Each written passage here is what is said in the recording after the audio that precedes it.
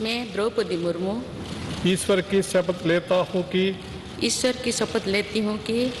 मैं श्रद्धापूर्वक भारत के राष्ट्रपति के पद का कार्यपालन करूँगी भारत के राष्ट्रपति पद का कार्यपालन करूँगी तथा अपनी पूरी योग्यता से संविधान और विधि का परिरक्षण, संरक्षण और प्रतिरक्षण करूँगी और मैं भारत की जनता की सेवा और कल्याण में निरत रहूँगी।